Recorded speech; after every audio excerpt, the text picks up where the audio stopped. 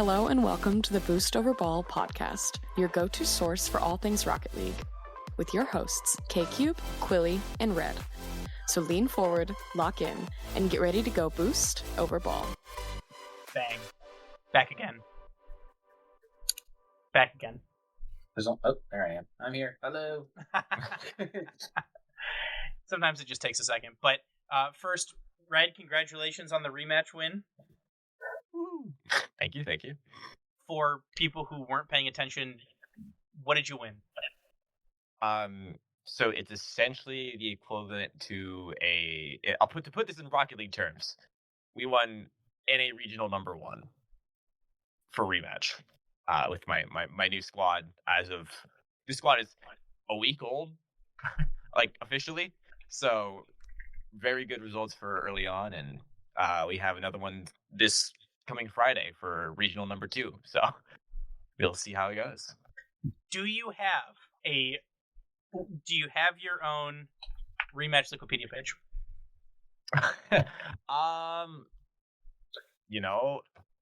Hang on. I might. I know it was a while. It's probably it's probably very outdated because I think the person that was doing them is no longer doing them. Because Wikipedia has a rematch one. Okay, so let me see. I don't have my own page yet. I am on Wikipedia. I'm on Wikipedia, but they haven't updated it in quite some time for North America. And partially, I think it's just because whoever was supposed to maintain it is no longer. Who knows? Maybe that's something I try to do. Fair. But I'm at least on it. Fair. He's canon. Our boy is canon on Wikipedia. I am a canon. I gotta add another shout out to the podcast because iAtomic from MLE has a Wikipedia page because his name was featured on a main RLCS broadcast as part of Team Axel back in the day. So it gave him enough Wikipedia points for a Wikipedia page. And his Wikipedia page is just a link to our website. That's awesome. That is big. Pretty funny. It's a time.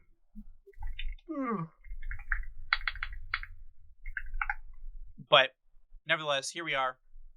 Welcome back to the Boost Over Ball podcast to listeners new and old. Hello and welcome to the show. Thank you so much for tuning in. I'm Kyle, K-Cube in the top left. In the top right, we got Red with the Nutella. And in the bottom, we got Quilly with another various snacks. Looks like edamame and... But you're missing out on the nut. You're missing out on the nut train. He's got Nutella. It's got nuts in it. This is... Edamame? I don't know. The Nutrate is like nuts. Nut granola. It's nuts and granola. Where's your snacks? Barren desk over there. Closest I can do for you is Starburst jelly beans. Of course. It's a good snack. Of course. It's a great snack. Nut shaped? Hear me out, maybe? It's a nut shape. They're inside the shell. Yeah, if you bust open a peanut, that's what a peanut looks like in there, pretty much. That's all I got. Yeah, I purposefully cleared off the desk so you can't see the shit that I have on it. It's just in the corner over here, just off camera. Mine's all protein shakes and everything else surrounding me. God, he's just getting those gains. Trying, man. Trying to be cheap beef, dude. He's too jacked. Need to show him up. The only content creator I know that's like yoked. I lied. Jamaican Coconut's pretty yoked too. And Jamaican Coconut has his name on a decal in the game, or a coconut. He's got his coconut on a decal. Shout out, John. I have bought that Genji decal. Me too. But nevertheless, on this episode, we got the conclusion of the 1v1 bracket with OCE, SSA, MENA, and North America concluding and crowning their champions. We now know our 4 players that are going to be headed to Worlds to compete for a 1v1 World Championship. So we'll talk about the results. We'll give our insight. We'll give a very brief prediction on who we think is going to win the 1v1 event before... moving on to some NA/LCQ roster rumors and finishing off with our weekly Quilly question. Are you guys ready to go? Let's start. Fire away. First off, let's start in OCE, one of the regions similar to SSA that will not have representation at the World Championships, but nevertheless, our players making the top 8 through the upper bracket from Group A are Banana Head and Super Lucky. And from Group B, we have Hunter and Torsos. Our players making it through the lower bracket from Group A are Prompt and Caleb, and from Group B we have Gus and Interlude 19. So then moving into the playoffs, we have a top 4 of Super Locky and Caleb, in which Caleb is able to win 4-1, and we have Banana Head versus Gus, in which Gus is able to win 4-3, which sends us to a grand finals of Caleb versus Gus, in which Gus is able to win 4-1, taking home the OCE 1v1 champion title and a grand total of $4,000. However, I don't know if that's Australian dollars or US dollars. Oh, nope, it's US dollars, according to Wikipedia. So congratulations to Gus, or to Caleb on that. No, Gus. Everything's converted to USD. We are the one currency. We are the one ring.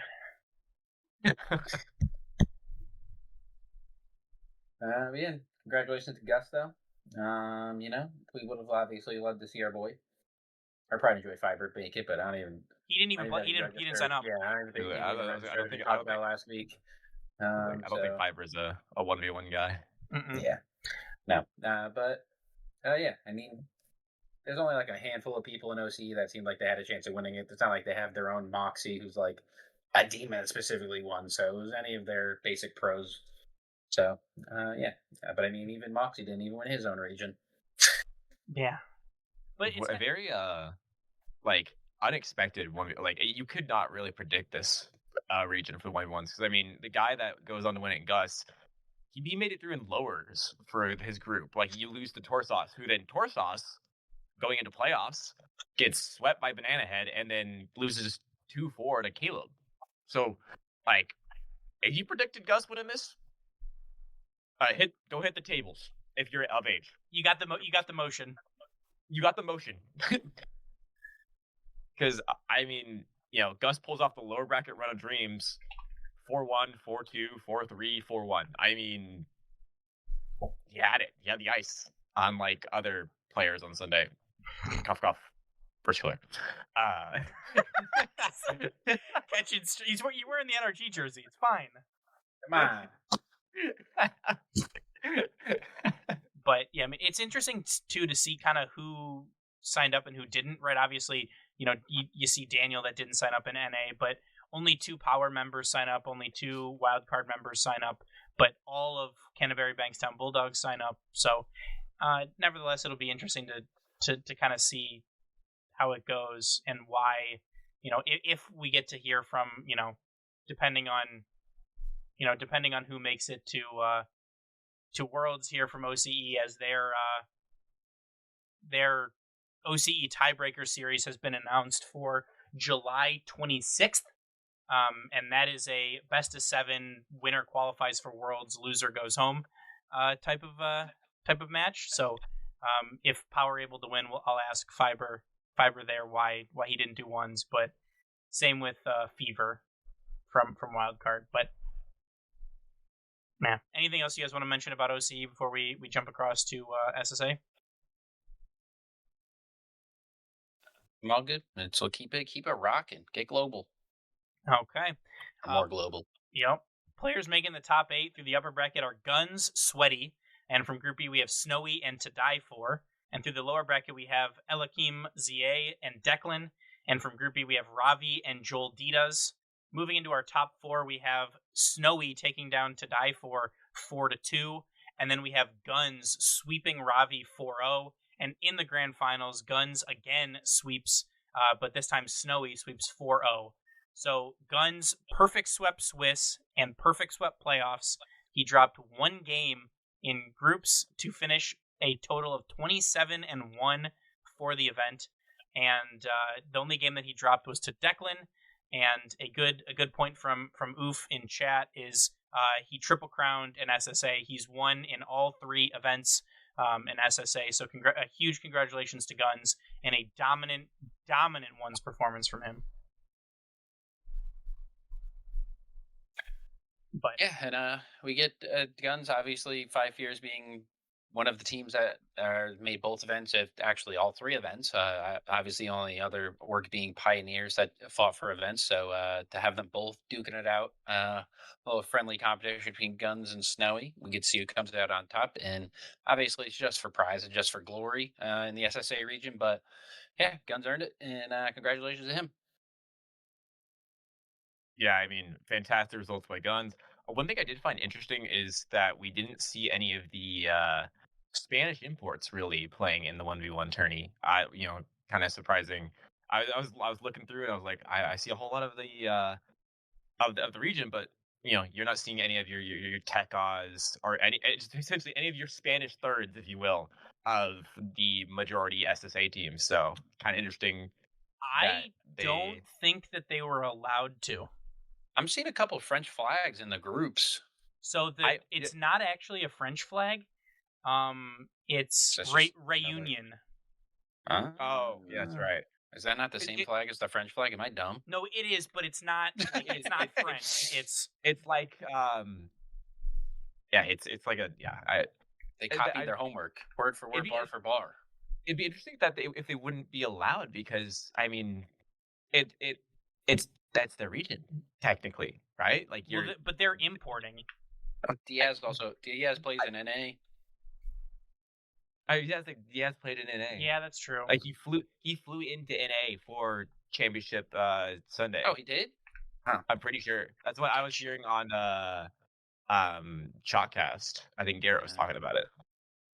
So it's kind of interesting to see, but who knows? Maybe they didn't want to deal with the ping side of things with it if they were already back home. So, after a little bit of searching says minor regions, so like APAC, OCE, and SSA, players with legal residency in minor regions are permitted to sign up and play in any one of the major region opens or SAM. However, doing this locks you out of the corresponding events in your local region, and minor region players cannot advance to the World Championships by qualifying through a foreign region. So it looks like minor region players can go to major regions, but not the other way around.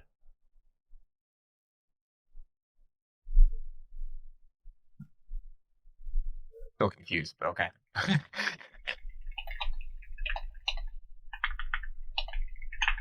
I am trying to clarify here. Oh, yep, here we go. You must hold permanent legal residency or citizenship in an SSA country to sign up for the SSA 1v1. Oh, that was probably it. They probably you cannot move from a major to a minor region, but you can go from a minor region to a major region, or in Diaz's case, from major to major. So, like, if Jack wanted to compete in an NA 1v1, he could have. That makes sense, because now I know a lot of the SSA imports, at least I'm aware of, have actual residency there. Majority of them are just the true import, compared to APAC, who has a surprising amount of imported players that have retained residency and legal status there. Yeah, the one that I'm thinking of most is Maxiu in APAC. Yeah, Maxiu, for sure. But yeah, I mean, it's also kind of interesting to me, at least for SSA, that the top 4 was 5 Fears and Pioneers. Both 5 Fears SSA players and both KCP SSA players. So good to see that. Good to see the competition, and man, Guns. What an event. That rivals Zetao and Twos. Yeah. Actually ties Zetao and Twos. Did he only lose only one loss the entire time? Yeah. Yeah, I'll do it then. But that one's in EU. 3-0. Fair. It was Zetao, I think, has a little more weight to it, but still. He took down KC, took down Gentlemates, took down all of these teams. It's still incredibly impressive, though. It really is. But again, that's kind of all I got on SSA. Anything else that you guys wanted to add? I was gonna say, that also sounds like a really stress-free weekend, because we obviously know how stressful ones is as a game mode. That's the game mode you go to lock in your mental. I don't know about lock. That's got to be the most stress-free run. I don't know about lock in, but more so, I feel like test your mental is And not the test, better term but for like it's like it's like lifting weights. You're gaining the strength Yeah. in that department. It's like I don't know if I go Q1s to help my mental. I go Q1s to see how we're doing. Or here's my solution: just don't Q1s. I mean, also fair. Or my solution: Don't don't Q Q. Rocket League. Yeah, I was waiting for that one to come out. Red, how to uninstall. Yeah. Step 1, uninstall. Step 2, remove from favorites on Steam Library. Step 3, profit. Step 3, go to the events in person, bet on things because I know ball profit. Repeat. Brain nourishment. But next up on our docket is Mina, and I'd say it's very surprising, but like only a little bit, right? So we'll go through it, and then I'll talk about a little bit why it was surprising and what happened. So making the top 8 through the upper bracket, we have Nupo and Killers. And from Group B, we have Nush and TRK. And through the lower bracket from Group A, we have Ops and Fahad. And from Group B, we have Willie and FBI. So there is one name there that you probably would have expected to hear and didn't, and that is Rawas. Who went 3-0 and beat TRK in groups, but was unable, or in Swiss, but was unable to make it out of groups as he loses to Nush in 5 and then loses in 5 to FBI. So does not make the top 8, does not have a chance to compete for a 1v1 title in Mina or at the World Championships. So then moving into our playoff bracket, into the top 4, we have Nush and TRK, in which TRK is able to win in 6. And we have Nubo sweeping FBI 4-0. And in the grand finals, we have Nubo taking down his teammate TRK 4-3 and winning in 7. So TRK lost to Rawas, Rada, and Nubo twice. Rawas lost to Nush and FBI in groups and doesn't even make a top 8. So, like I mentioned, kind of unexpected in terms of Rawas not even making a top 8, but completely expected Nubo winning 1v1 again. That's not really that much of a surprise. Yeah, I mean, fantastic to watch, by the way. I listened to this on a car ride from Micro Center, funnily enough, to fix the PC. Shout out, sponsor us. But I mean, Nubo, obviously 1v1 champ yet again for Mina. However, not as easy as you would have thought. And I mean, realistically, going into game 6, you're thinking, oh my god, it's gonna be TRK because he had double match point.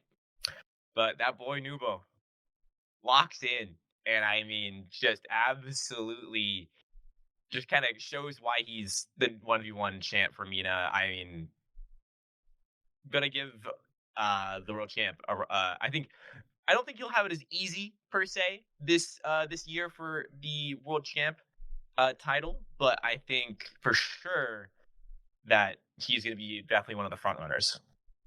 Yeah, and I think obviously a little bit of friendly fire here with TRK versus Nobu. Obviously, teammates in the threes aspect of things.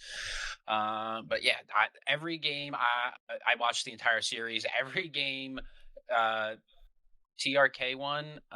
It was I think they were all 1-goal games, and then like every single game that Nobu won, they were all like dominant blowouts for the most part. I think there was like 1 or 2 outliers for either way, but like it just seemed like TRK was like fighting tooth and nail to just barely get past Nobu, and then Nobu was just blowing TRK out of the water, and TRK, no matter what the score was, refused to take a forfeit. Yeah, he almost took it as like his own personal timeout, right? He'd be playing, but honestly, I think he was just out there in free play at that point, just keeping the tires warm, keeping the fingers going.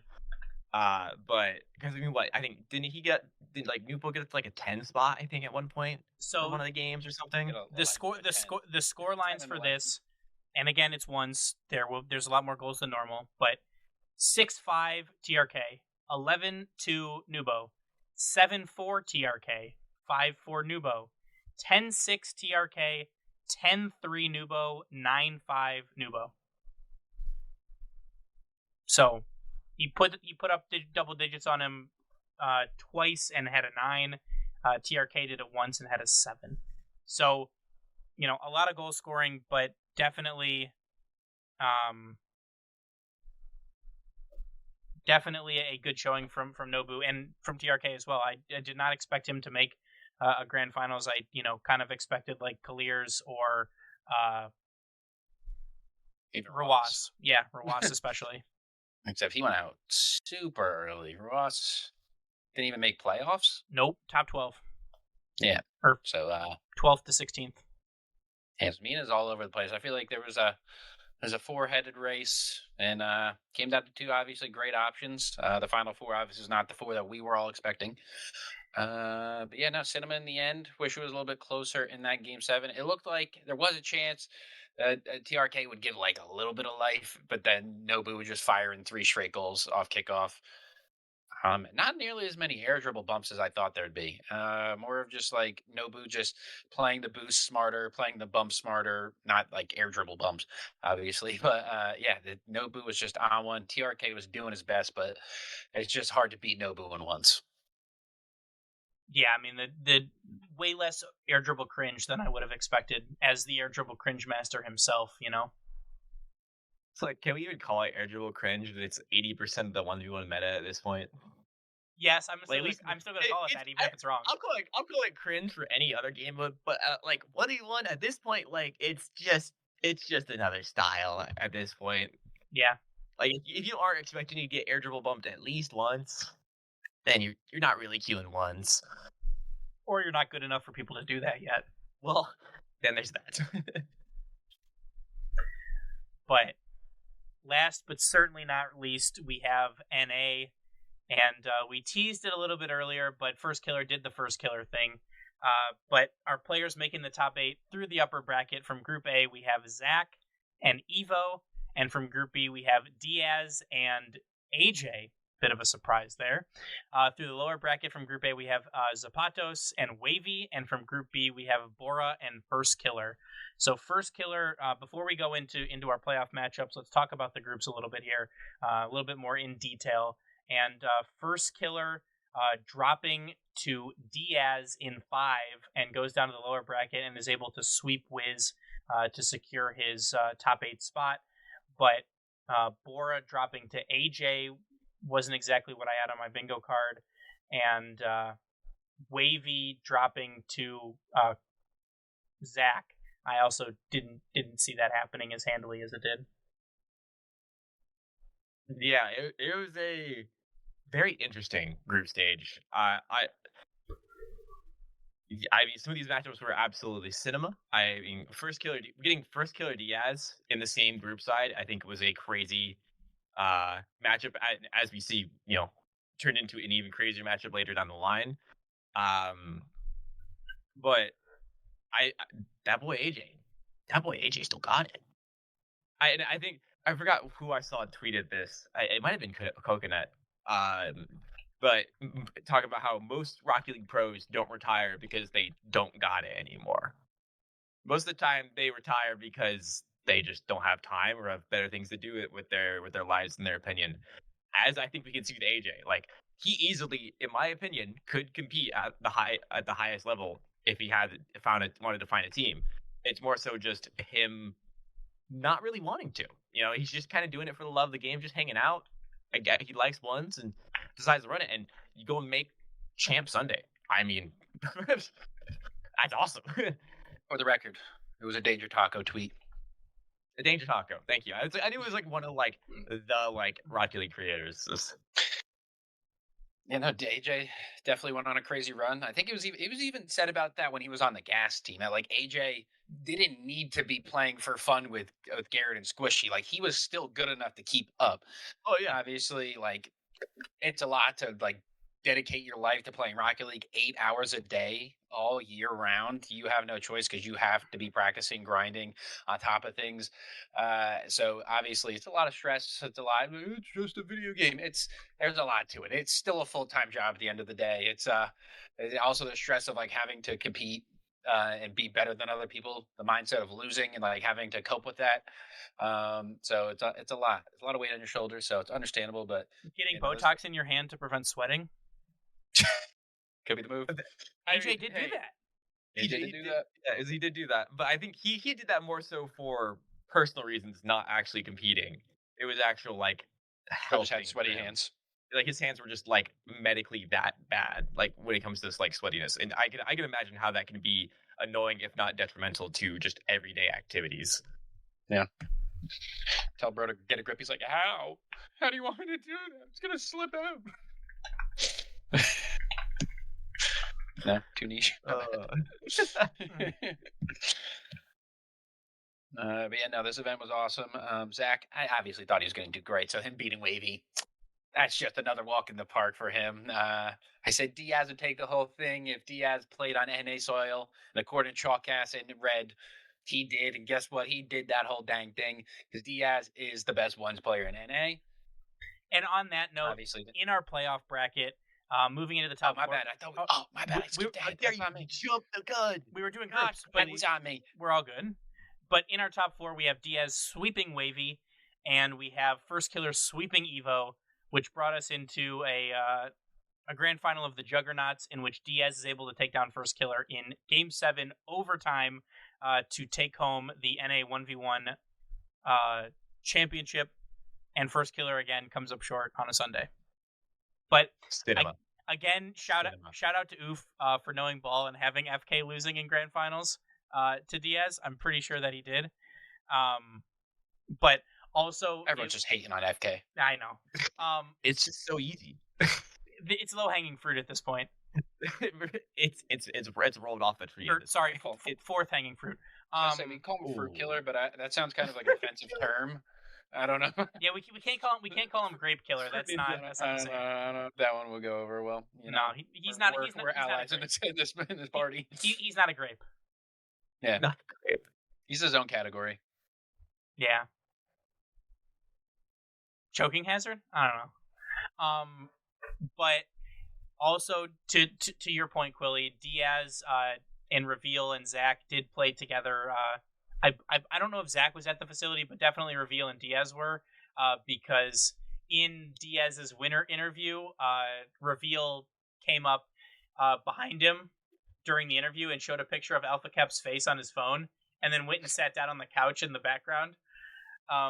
So he definitely was there. So he was playing in NA. So, to my knowledge of what I saw, Zach, I think, was in his house the whole time because he's got his setup. I don't remember seeing him in the SSG facility. Yeah, I don't think he was. I think he played from home. Yeah. Yeah. Go Diaz. Thank you for proving me that. I mean, I said Diaz. That was my first thing. I did have a second guess after, but I said Diaz if he plays on NA soil. You did say that, yep. And then we did have SSG friendly fire in upper quarterfinals, where Diaz took down Zach, and then Zach lost the first game. Ruined the chance at the Triple Crown. Yeah. God damn it, Diaz. That's coming out of your salary, buddy. I'm talking to the upper heads at SSG now. But to your credit also with Zach, he lost to both finalists. And only both finalists. What I say? Zach's a demon on defense. He's the freaking goat. I strayed away from the SSG shit, but as soon as Zach unretired, it's like I'm back. I was just waiting to the moon. To the moon. SSG's taking that rocket ship to the moon. Do I miss Kofor? Yes, Kofor was a beast. But if we still had Kofor, Zach, Reveal running, dude, I think SSG would be a problem. But unfortunately, I more than Diaz. If Woods woulda, coulda, woulda, whatever all those things. Hold on.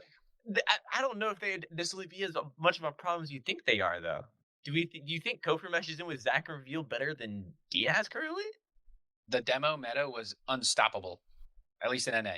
For all of not even a full season. It was a really awesome full season, almost full season. Okay. Yeah, and Oof had a good point. SSG could still win the organizational Triple Crown. That is still in play. SSG is the only org with a team or with a player in every single game mode. Big ups. Right. Big ups, SSG.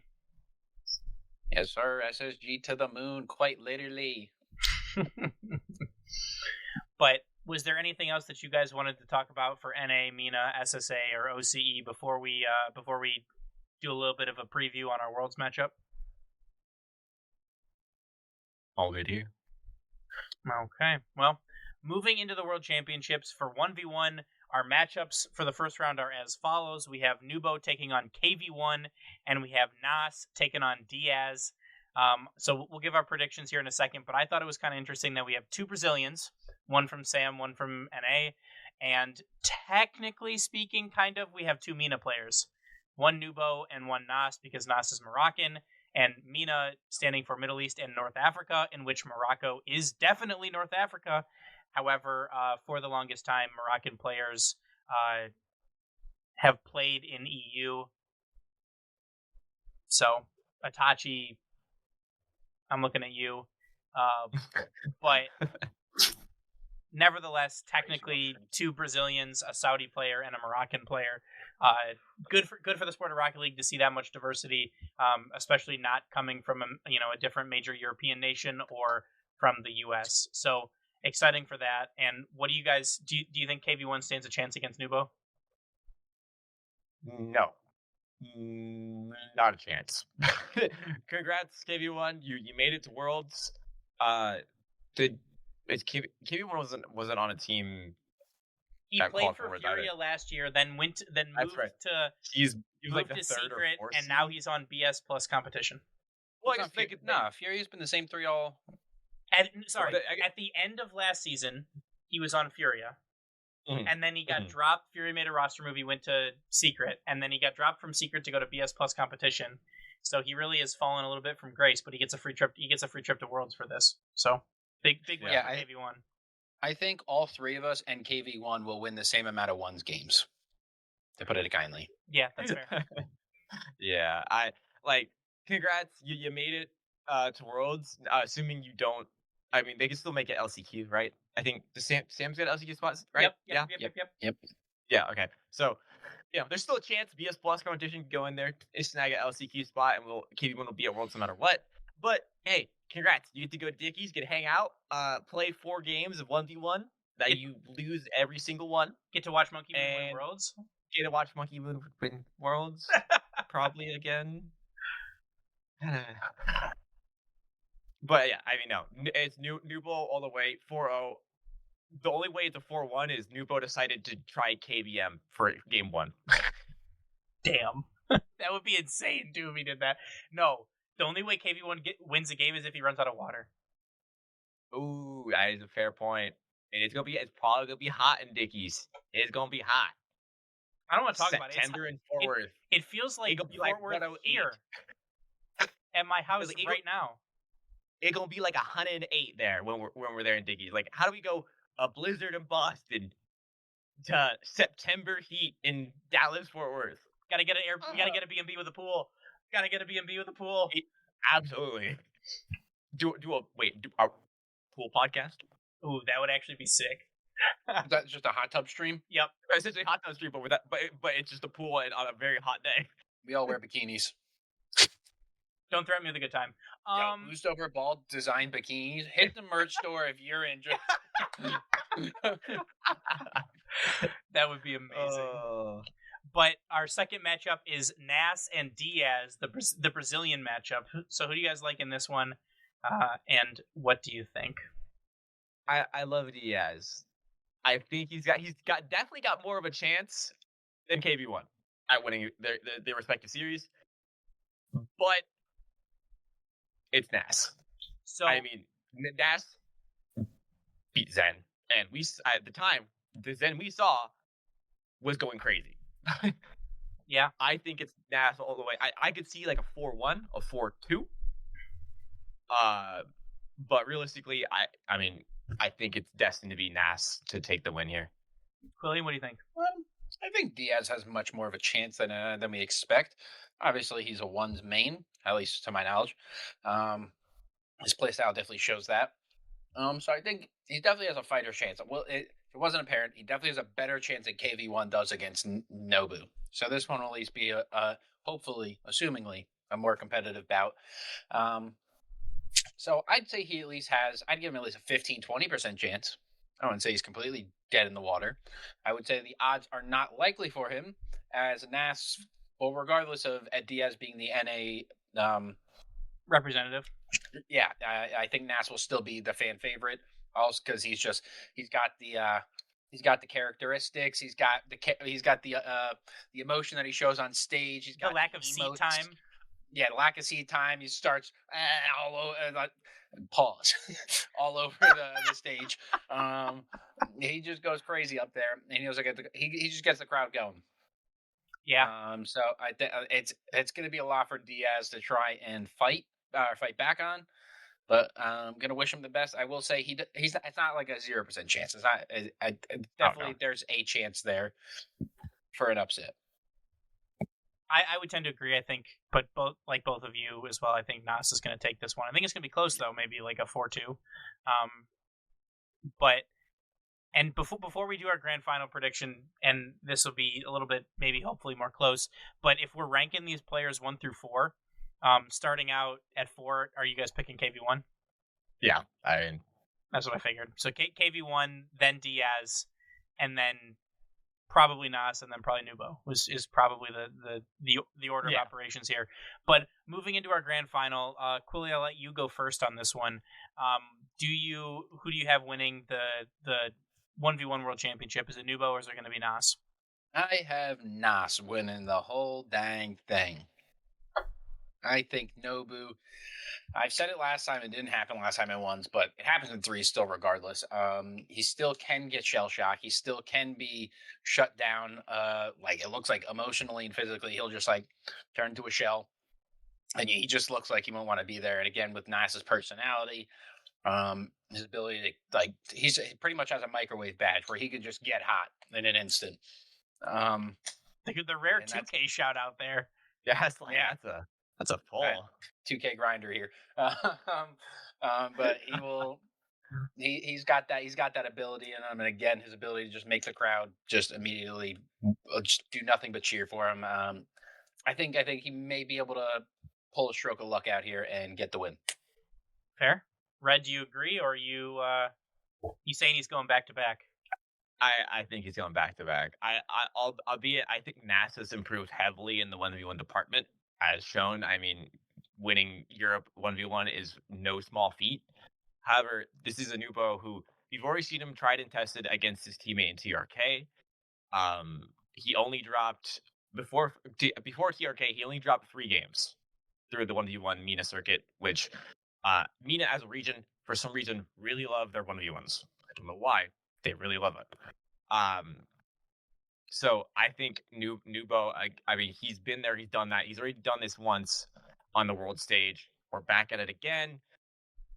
Realistically, I think he's going to handle business as B. I doubted him last season against Moxie. I've learned my lesson, not to doubt Mr. Nubo when it comes to 1v1. So I got Nubo in 6. All right, I got a question for you. Are you taking TRK and Nas in a 1v1?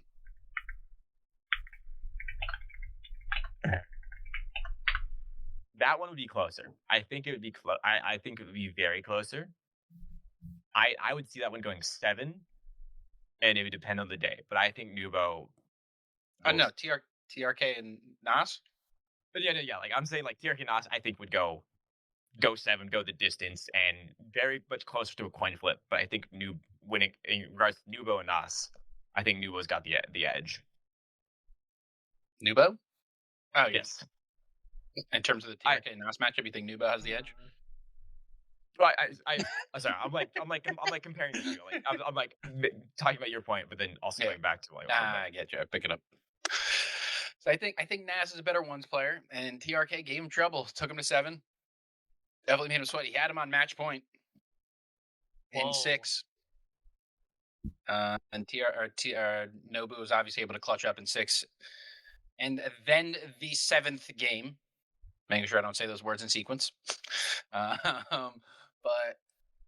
yeah, Wait, I why? think not game 6, and then the number after that. Oh, I don't know what number. I can't count. I just There you go. It clicked finally. It clicked. You saw, I was trying to see if I could bait him into saying it.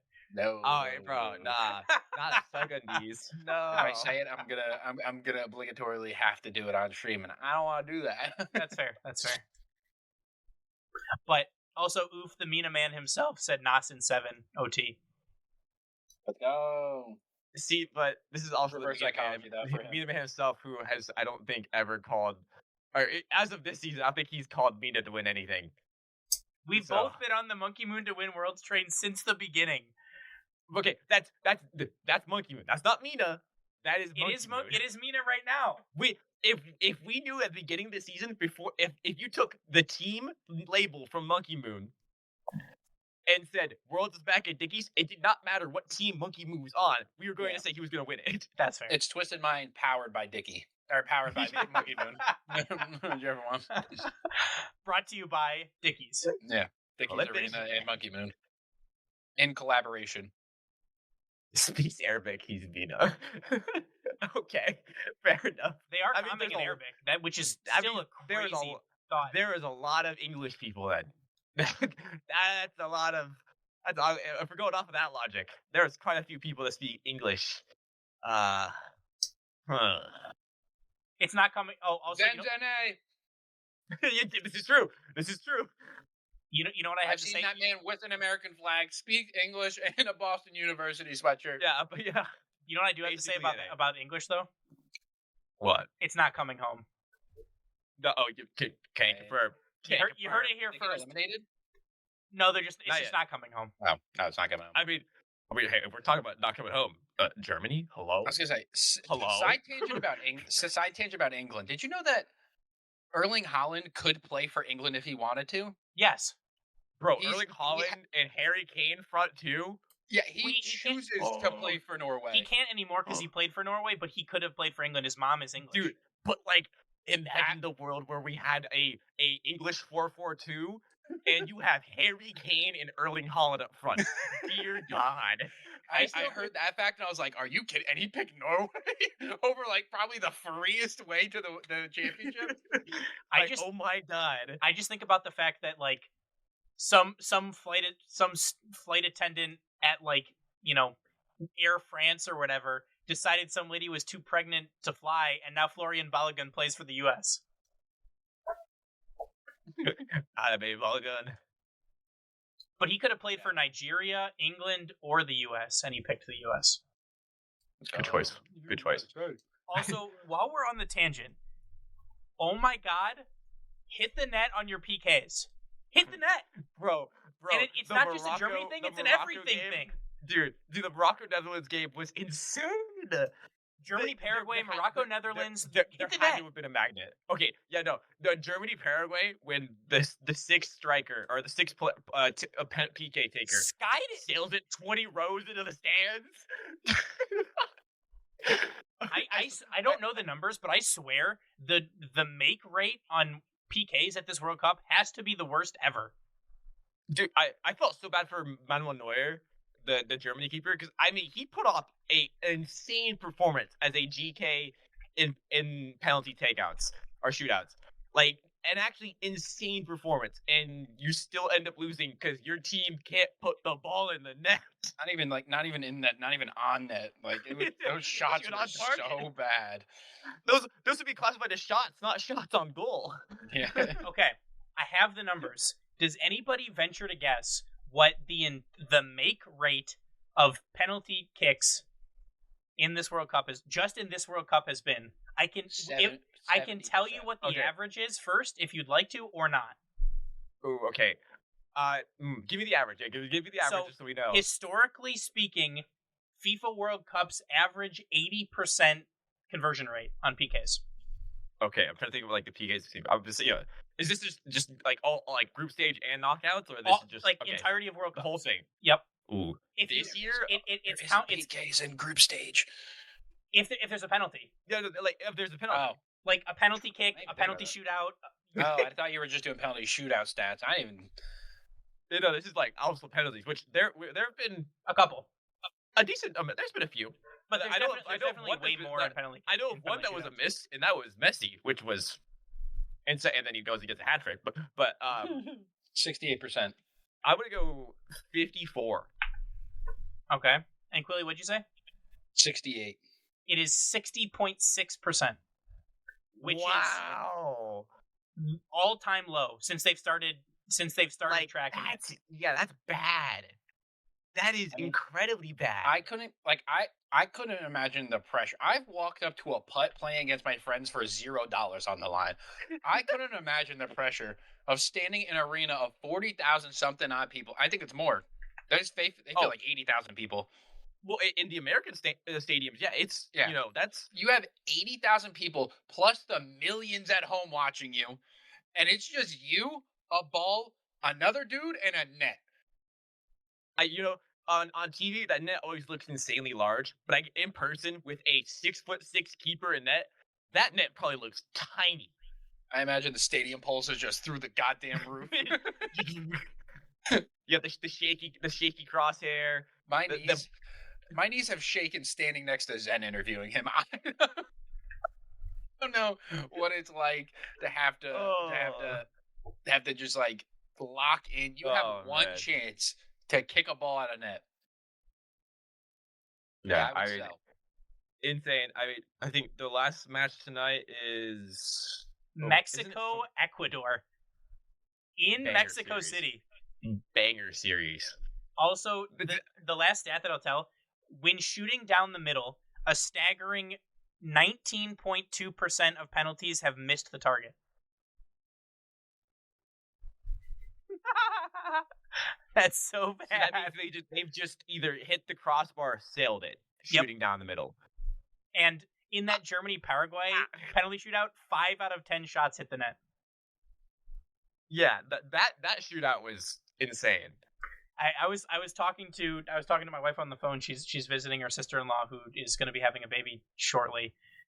But they were all watching the game, and the filter kind of came off, and she's like, "Aren't they supposed to try and hit the net?" I was like, "Yes, they are. They are supposed to try and hit the net." Oh, I mean, there's some crazy caster curse with the Germany one. The first PK taker, they're talking about how like he is like the most reliable PK taker for Germany. Like this is the guy you want to step up and score, and then immediately post out, and everyone's just like, And they showed up once that were like, the team that wins the coin toss and kicks the penalty, like kicks the first penalty, wins it 8 times out of 10. And I think Paraguay shot second against Germany, and then was Morocco or Netherlands second in the PKs? I don't remember. Morocco, because they had a walk off. Oh right, yeah. So far that percentage is not looking great. I mean, that's insane. This World Cup's great. Man. I love this.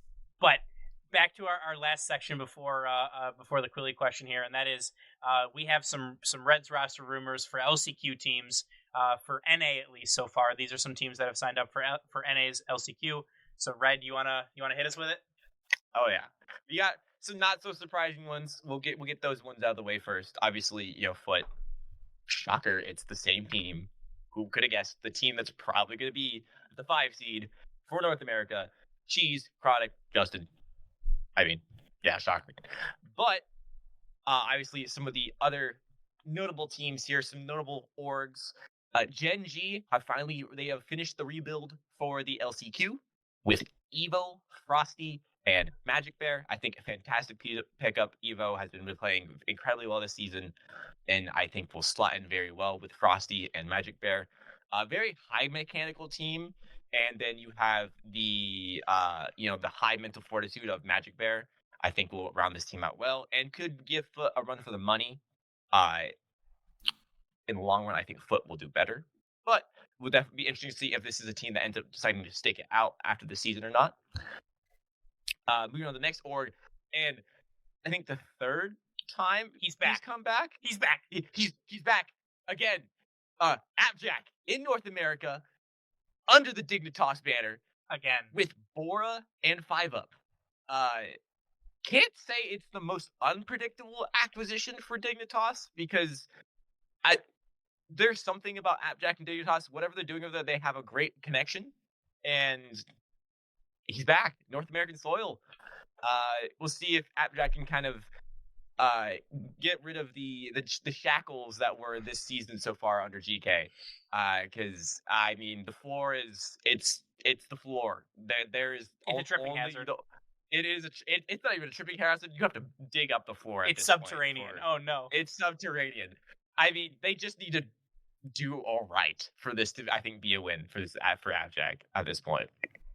And then M80, some familiar names here for this M80 squad.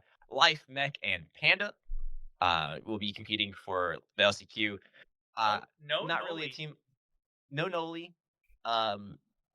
But this is kind of qualifying into that NA bubble team side of things. Barring a miracle run, I don't see this team really getting a shot at being the LCQ team for NA. And then finally, of course, we'll call this the this is the for the fun, for the content, if you will. Garrick, close enough. Garrett G, Gimmick, and Squishy. The Unks back in action. Gimmick is back. What a time. The unction, if you will. Gimmick. The unction is in action. Gimmick picking up the sticks again. Garrett G just doing Garrett G things along with Squishy. Kind of surprised we aren't seeing Squishy try to do something with Jinxie again. But this is definitely I feel like they're turning into the new like NA gatekeep squad. Like, if you want to be considered bubble, you need to be able to go toe to toe with these guys. I feel like this is like the level that we're getting to, because they're not going to be hardcore sweating. They're not in there locked in. Like, this is putting their body on the line. They're in there for the fun of it. But to bring pros to bring Quilly back into it, they're the Brian Scalabrine of NA Rocket League. They are absolutely the Brian Scalabrine of Rocket League. If you can't beat them, you're closer. You're closer to no one than you are to LeBron. He is LeBron, whatever they're saying. They are very much closer to the top pros than you are to them. Yeah. So for people who don't know, that Brian Scalabrine played a lot of 1v1s against like anybody who wanted to challenge him. And basically, he killed everyone. And he's like, look, I'm closer in skill to LeBron than you are to me. And people didn't believe him because he was considered to be like one of the worst players in the NBA. But he is amazing. 8 minutes, 1 point. Like, he was putting up like true bench warmer numbers. We're talking like he would be the guy that they would March Madness senior night, like 2 minutes, there's a minute left and they're subbing in the water boy. Like, we're talking like that level of minutes, and this guy would go out and just absolutely demolish people. Why are we shitting on the Red Mamba right now? Why are we just dunking on the Red Mamba right now? We're comparing him to GGS. That man still got the bread. He got paid. I mean, he did what was needed. He had the motion. He was in the league. Yes, sir. But yeah, so some interesting teams there from in the LCQ. Interested to kind of see what happens, but as of right now, I feel like it's Foot's spot to lose. I think that they just looked so good. They were very close to making a run in Boston and in Paris, or sorry, not in Boston, but in Paris, to get the spot outright. But we'll have to wait and see on that. But anything else anyone wants to add before we do the Quilly Movie Club and Quilly's question for the week? Why didn't we mention Little Step Bros? Who's their new third? Couldn't tell you. I don't even remember. Just him and Guh. That's all I know. Just him and Guh. If Footloose, Justin is truly cursed. He sold. If that's the case, I believe it. Sold his soul to win the championship with energy, and worth it. Worth it. Is that what it takes to win? You have to sell your soul to Turbo Pulsa, and then I'll be right back. I'm gonna go call Turbo. Yeah, go make a deal. Go win Worlds for NA. The devil went down to Georgia. Devil went down to Georgia. But think we're all good. Yep, all right. We're all good. Let's hear them, Quilly. What are the questions? Movie club first. So this past week, I managed to see Supergirl and Toy Story 5. I did that in a back-to-back setting, and I debated going for a third to go see Masters of the Universe, but that started at 9:30, and that movie's 2.5 hours long. So with previews, it wouldn't start till 10.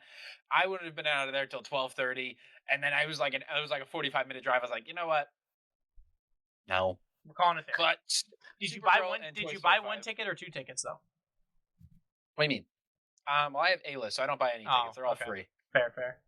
I'm a movie grinder here. I'm a real sweat. I'm saving cinema month by month. Knew you were. I already knew you were a movie grinder. You went back to back, bro. I could not. He's a cinephile. I'm a I sweat. could not do it, dude. I wanted to do the three-peat. I was like, I need sleep. I'm trying. Sleep is very important. I had to sit there with myself. I bought the ticket and canceled it twice in the parking lot. I was like, playing with myself that hard. I was like, I'm a loser for not doing this. I was like, I need to sleep. I got to stop being unrealistic. The people need to know the movie club though. I want to see Master of the Universe so bad. I feel like I don't enjoy movies as much watching it on my PC at home or on a TV. Fair. I mean, maybe on a TV still, but I usually watch movies on my PC after, and it's just not the same as seeing it on the big screen, the big cinema screen. Nothing compares to it. But Toy Story 5, Toy Story, they make banger after banger. Toy Story 4 might have been hated. Guess what? I loved it. I cried during it. I shed tears during that movie. Toy Story 5, there was a real tearjerker moment in this one. I welled up. I'll be honest. Did they retcon some things? Possibly. A little bit of a spoiler, not really though. Jessie had writing on a part of her clothing, which completely makes no sense because in the first movie, that dude that's bald went buck wild for the word Andy being written on the bottom of Woody's foot. He called in an expert from overseas to come fix up this toy, and he just let Jessie have writing on the inside of her clothing. Nar. That was my only problem really with the movie. Outside that, the movie was cute. It was fun. It was a very Jessie-centric movie, so I enjoyed it a lot regardless. Yeah, it's anytime you can see the Toy Story characters on screen, it's going to be a great time. I think I gave a little bit scary with the screen time stuff. I'm terrified. Oh, yeah. A little bit terrified. It got very real. Like all the children are like glued to their iPads. And I'm like, it's very accurate. Talk about how it ages them faster than it should be. It's very accurate. I also saw Supergirl. Let's just say Millie, she's great at Supergirl. The movie, not gonna get that time back. Wait. What was the rating for Toy Story? 3.5 stars. Okay, that's pretty good. That's high. That's a high rating for you. Yeah, it's 3.5 stars, and it is 4th on the year for movies. What's first? Obsession. Okay. Because Obsession, Project Hail Mary, Mortal Kombat 2. What did Obsession get? 5. What do you mean? For me? Yeah, out of 5. 4.5 stars. What's a 5? A 5 would be Spider-Man into the Spider-Verse. Okay. Fair. That's valid. Just Inglourious Bastard. Yeah, it's a 5-star movie. I feel fair. Everything Everywhere All at Once. 5-star movie. Okay. That's just my top 30 on Non and Letterboxd of those ones. It's really hard to get a 5-star rating because it's kind of hard to say. I do love movies though, so I'm not really nitpicking things. It's more just like some stupid little things. Obsession. Everyone's probably seen it. There's a part where he's knocking on a door, yelling Bear's name. Bear. It was real. And it was he wouldn't be yelling Bear's name at that point. I feel like it could have nailed a different name. That just threw me off for a second.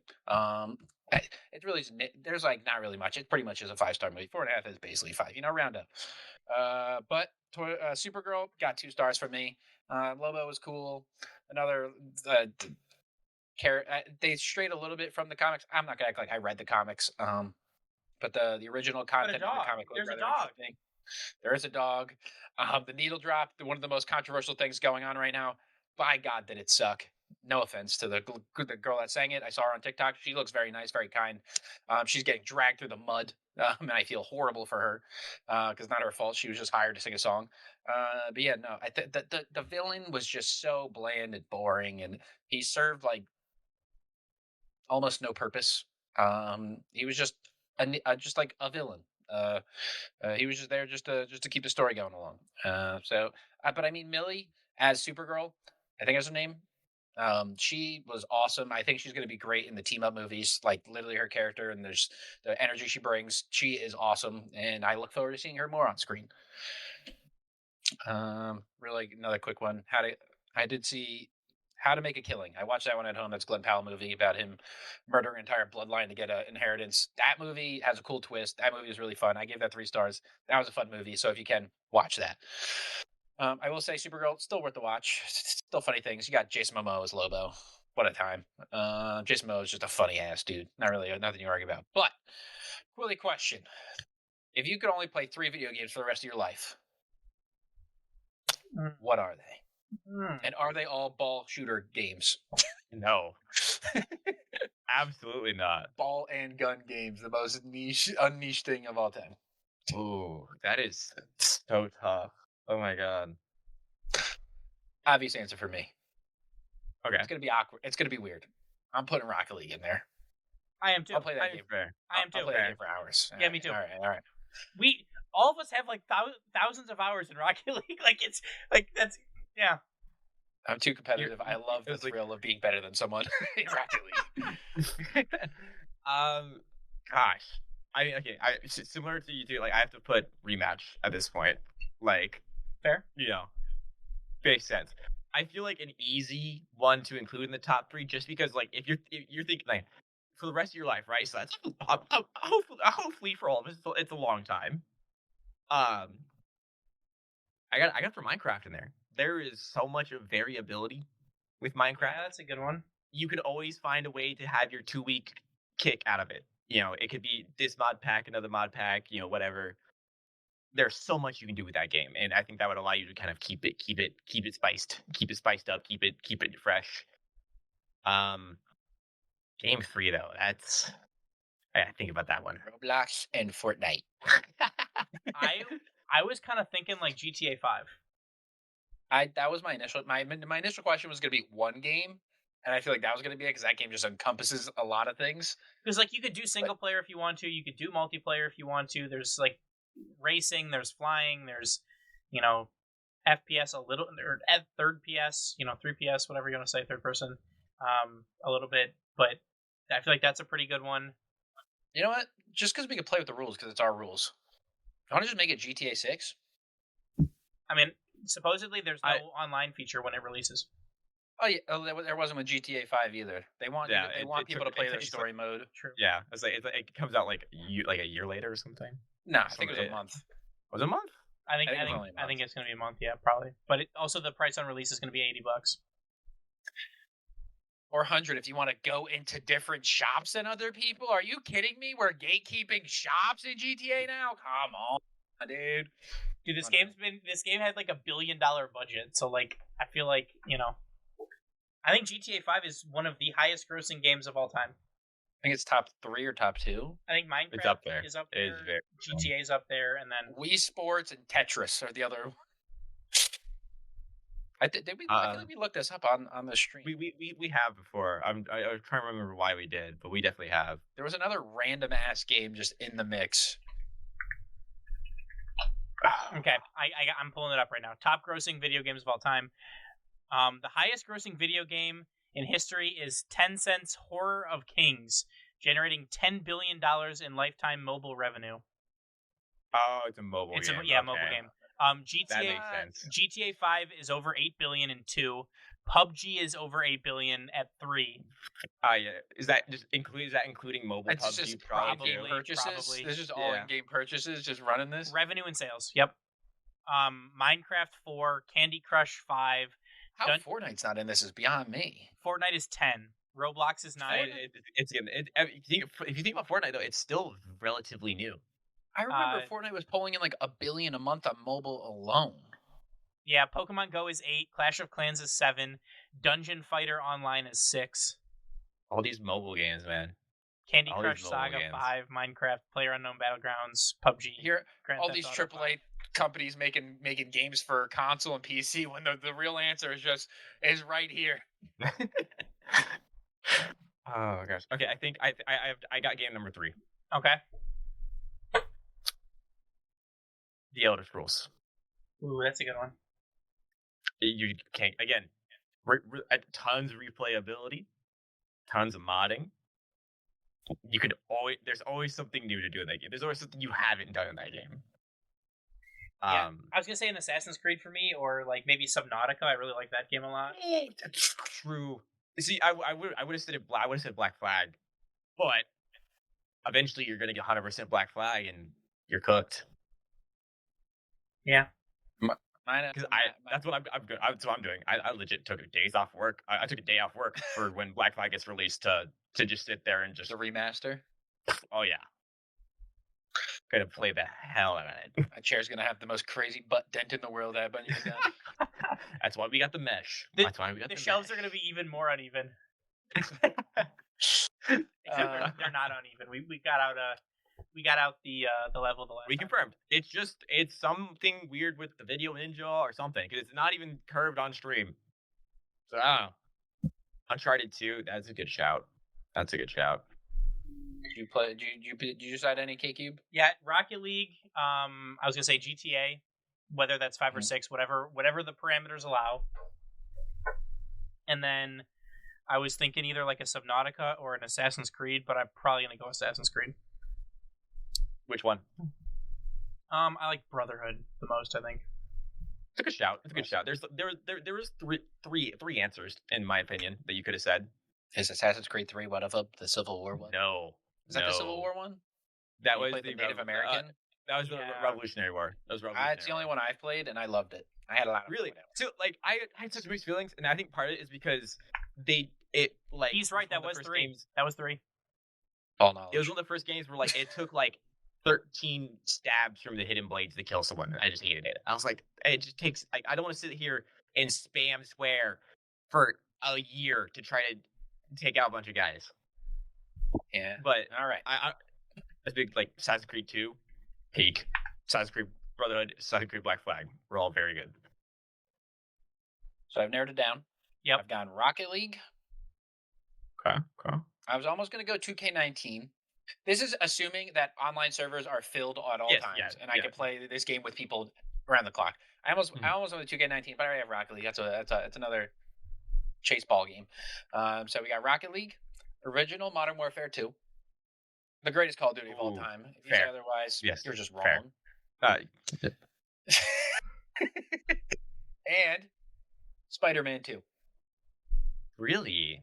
I was going to go the original Spider-Man story is better, but the gameplay, physics-wise, and how much more you could do in Spider-Man 2 gives it the edge. Just so I have a story game to play. Obviously, the MW2 story, the original story, a great story. Yeah. Dude, nothing will compare to the amount of how high my cortisol went when that son of a bitch Shepard killed my boy in cold blood. Ghost was my go, and they just shot. That's one less loose end. Yeah, literally. And then I burnt him. And then I was sitting here, I was watching all those YouTube videos where they're like, this is why they didn't actually kill Ghost. And it's like a rendering. Oh, because Ghost was outside the rendering of the flame. They're like, oh, he survives. Yeah, he survived a a Desert Eagle. Point blank range. In the chest. Yeah. Okay. I saw the videos when people would start playing the remastered edition, and you go through the little training run, and Shepard would walk in and immediately just die. I was a big fan of the MW3 story. I thought was also very top tier. I think the scene in that one that really got me was when they flood the Lincoln Tunnel. You're swimming through the cars and everything else that I won't really get into, but that as a middle schooler at the time, peak. you go from the airport, the infamous airport scene to the London tunnel scene. Is that the opening one where it's it starts off with a box truck and it's a camcorder of a thing? That's it was in it's Paris. It was that destination in Paris where it's Daddy. It's oh my god. Yeah, MW2 showed no mercy. Or MW2 and MW3 showed no both mercy. Of them. Let's bring back that those Call of Duty campaigns. I want those, man. Those had the authentic you're I'm in. I'm locked in. Dude, do you remember the Modern Warfare the airport scene? Yeah, Oh yeah, those the No Russian. Yeah, we were talking about No Russian. Good to go. Yeah, it just They absolutely go from that to London to the London Tunnel. A great litmus test would be did you shoot or no at the No Russian scene? Because you didn't have You don't have to shoot. No. I didn't shoot. I'm a good person. I thought that's why Markov killed me. Is that his name, Markov? Yeah, Makarov. Makarov. And that's why Makarov killed me at the end, because I didn't shoot anyone. Yep, that's how it has to go. That's all. That's why they were suspicious.